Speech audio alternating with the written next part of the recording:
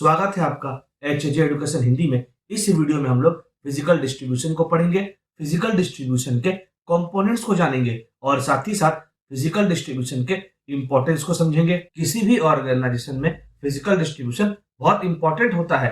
Physical distribution उस process को कहते हैं जिसमें इफेक्टिव और एफिशिएंट तरह से गुड्स को प्रोडक्शन से कंजम्पशन पॉइंट तक मूव किया जाता है। कहने का मतलब हुआ फिजिकल डिस्ट्रीब्यूशन में गुड्स को प्रोड्यूसर से कस्टमर्स तक पहुंचाया जाता है। फिजिकल डिस्ट्रीब्यूशन में transportation, warehousing, inventory management, order processing और डिस्ट्रीब्यूशन चैनल का मैनेजमेंट भी इंक्लूडेड होता है। फिजिकल डिस्ट्रीब्यूशन का एम होता है यह इंश्योर करना कि राइट क्वांटिटी में प्रोडक्ट राइट प्लेस में और राइट टाइम में अवेलेबल हो ताकि कस्टमर्स का डिमांड्स को मीट किया जा सके, साथ ही साथ कॉस्ट को भी मिनिमाइज किया जा सके और क्वालिटी सर्विस प्रोवाइड किया जा सके। अच्छा, यहाँ एक बात कहना जरूरी हो जाता है कि फिजिकल डिस्ट्रीब्यूशन में गुड्स के फ्लो से जुड़ा प्लानिंग, इंप्लीमेंटेशन और कंट्रोल भी इंक्लूडेड होता है। अब तक हम लोगों ने जाना कि फिजिकल डिस्ट्रीब्यूशन क्या होता है।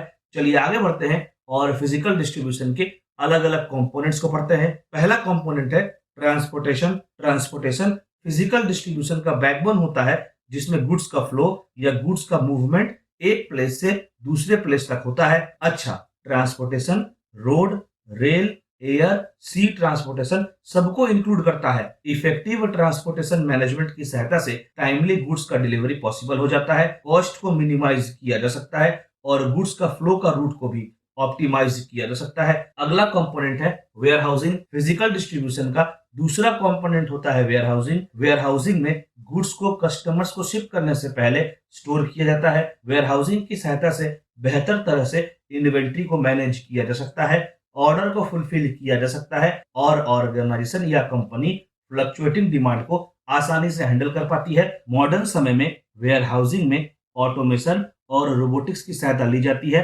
ताकि गुड्स को एफिशिएंसी से एक्यूरेसी के साथ हैंडल किया जा सके। अगला कंपोनेंट है इन्वेंट्री मैनेजमेंट। डिमांड और सप्लाई को मैनेज करने के लिए इन्वेंट्री का प्रॉपर मैनेजमेंट बहुत जरूरी हो जाता है। इन्वेंट्री मैनेजमेंट में ऑर्डर से जुड़ा प्लानिंग, कस्टमर्स के डिमांड को फुलफिल करने के लिए इन्वेंट्री का ऑर्डर करना, इन्वेंट्री लेवल को मैनेज करना, इन्वेंट्री लेवल को ट्रैक करना आदि इंक्लूडेड होता है। इन्वेंट्री को इसलिए भी मैनेज किया जाता है ताकि इन्वेंट्री से जुड़ा कॉस्ट को मिनिमाइज किया जा सके और समय पर इन्वेंट्री को अवेलेबल कराया जा सके।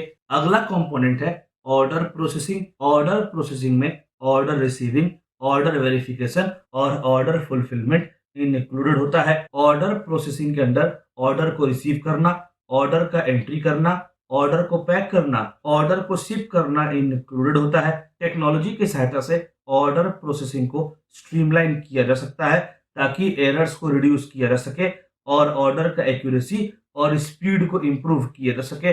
अगला कंपोनेंट है डिस्ट्रीब्यूशन चैनल्स। डिस्ट्रीब्यूशन चैनल उस रास्ते को दिखाता है, उस रूट को दिखाता है जिसके माध्यम से प्रोडक्ट प्रोड्यूसर से कस्टमर्स तक पहुंचता है।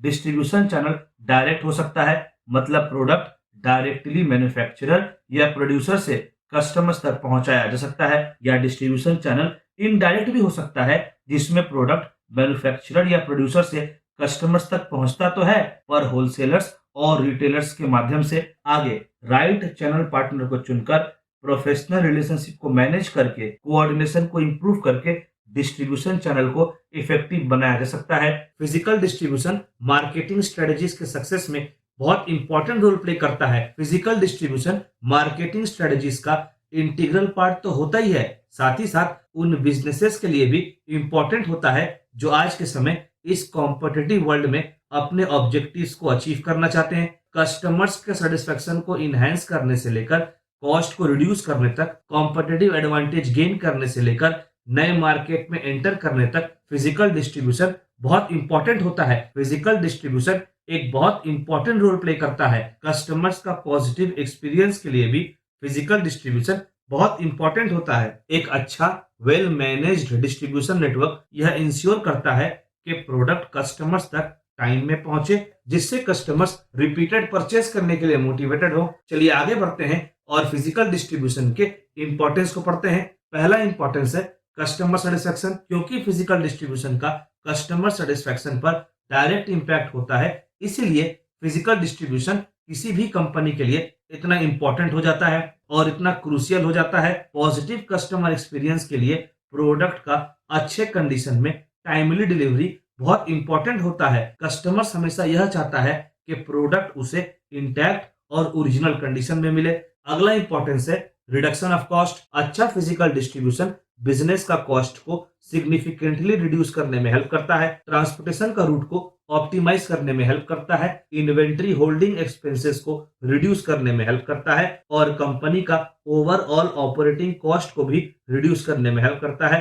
कंपनी जब अपने वेयर हाउस को एफिशिएंटली मैनेज करती है तब कंपनी का एक्सेस इन्वेंट्री स्टोरेज रिड्यूस होता है, जिससे कॉस्ट रिड्यूस होता है और एफिशिएंसी इंक्रीज होता है। अगला इंपॉर्टेंस है expansion of market. Effective physical distribution network business को नए मार्केट्स में एक्सपेंड करने में हेल्प करता है।